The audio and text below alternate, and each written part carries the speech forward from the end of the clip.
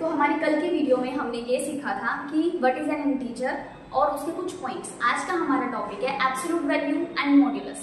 Absolute value और modulus. Absolute value का दूसरा नाम क्या है? मॉड्यूलस। और एब्सोल्यूट वैल्यू और मॉड्यूलस का काम ये है कि अगर हम उसे कोई भी वैल्यू प्रोवाइड करते हैं तो वो हमें आंसर देते हैं अपने पॉजिटिव इंटीजर में। अब आप पूछोगे क्यों मैम, नेगेटिव में क्यों नहीं देता? क्यों? क्योंकि मैंने यहाँ पे लिखा हुआ है कि एब्सोल्यूट वैल्यू और मॉड्यूलस का काम ही यही है कि वो हमें ये बताता है कि हमारा जीरो से डिस्टेंस कितना है। और हम ये साइंस में पढ़ के आ चुके हैं कि जीरो से डिस्टेंस, जो अगर हम कभी भी डिस्टेंस फाइंड करते हैं तो वो हमेशा क्या होता है? पॉजिटिव, क्योंकि डिस्टेंस एक स्केलर क्वांटिटी है और वो हमें क्या बताती है? मैग्नीट्यूड। अगर मैं आपसे पूछूं कि 2 का डिस्टेंस कितना है जीरो से, तो आप काउंट करोगे 0 से 1 यूनिट, 1 से 2 यूनिट। और अगर मैं बैकवर्ड की तरफ जाती हूँ तो तब भी 2 यूनिट्स ही आएगा। क्यों? क्योंकि ये मैटर नहीं करता कि आप फॉरवर्ड मूव कर रहे हो या फिर बैकवर्ड मूव कर रहे हो। मैटर ये करता है कि आपने कुछ ना कुछ डिस्टेंस ट्रेवल किया है और जो हमेशा क्या होता है? डिस्टेंस पॉजिटिव में। तो सपोज मैं आपसे ये पूछ रही हूँ कि आपको एक एब्सोल्यूट वैल्यू गिवन है, दैट इज -2। तो सबसे पहले वर्क आपका क्या होगा? आपने क्या करना है, जो वैल्यू आपको गिवन है एब्सोल्यूट वैल्यू, उस पर आपने क्या लगाना है? सबसे पहले तो मॉड्यूलस, मोड लगाना है, या फिर आप कह सकते हो वर्टिकल लाइन सेगमेंट्स लगाना है, या फिर क्या बोलो, बार लगाने हैं। तो ये हमेशा आपको पॉजिटिव इंटीजर ही देगा।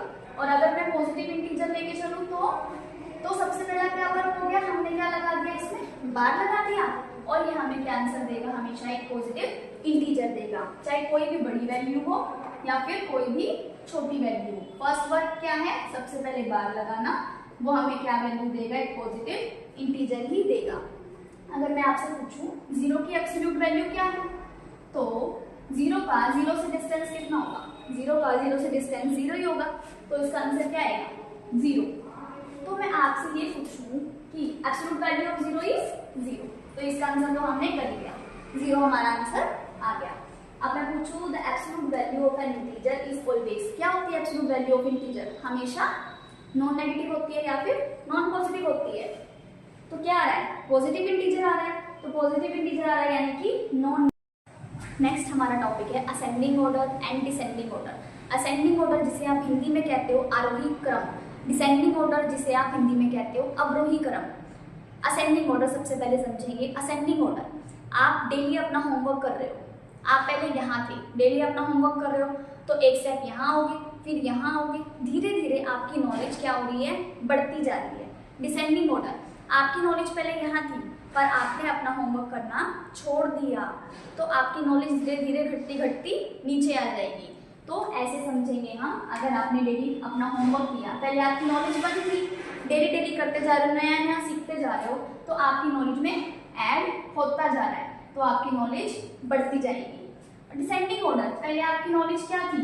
ज्यादा थी, बट आपने अपना काम करना बंद कर दिया, तो आपकी नॉलेज क्या होगी? धीरे धीरे घटती जाएगी। तो ये है असेंडिंग ऑर्डर और डिसेंडिंग ऑर्डर। अब हम इसके क्वेश्चन डिस्कस कर लेते हैं ताकि आप उसमें कोई मिस्टेक ना करो। असेंडिंग और डिसेंडिंग ऑर्डर के ऊपर क्वेश्चन कर लेते हैं ताकि ये कंसेप्ट हमारा और अच्छे से क्लियर हो जाए।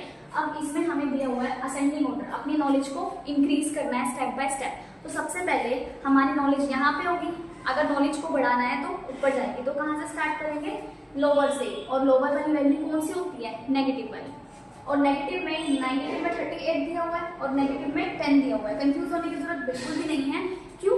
जो हमें नेगेटिव में बड़ी वैल्यू दिख रही है वो क्या है? एक्चुअल में स्मॉलर है। तो सबसे पहले हमें अपनी नॉलेज क्या थी? हमारी यहाँ पे नेगेटिव में 38, देन हमने अपनी नॉलेज को थोड़ा सा क्या कर लिया? इंक्रीज कर लिया।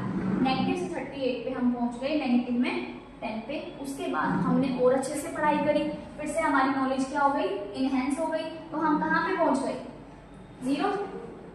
उसके बाद फिर से इनहेंस हुई, तो हम कहाँ पहुंच गए? 45 पे, और हमारी नॉलेज और ज्यादा बढ़ गई। लास्ट में हम कहाँ पहुंच गए? हायर लेवल पे। तो ये था हमारा क्वेश्चन, और ये हमारे किसके साइन है? ग्रेटर की। जिसकी तरफ इसका साइड ओपन है वो क्या है? ग्रेटर। -38 से ग्रेटर देन है नेगेटिव में 10, -10 से भी बड़ा है 0 से भी बड़ा क्या है? 45 से भी बड़ा क्या है? 199। ऐसे एक क्वेश्चन और देख लेंगे हम। नेगेटिव से स्टार्ट करेंगे, नेगेटिव में 55 बड़ा है या नेगेटिव में 185?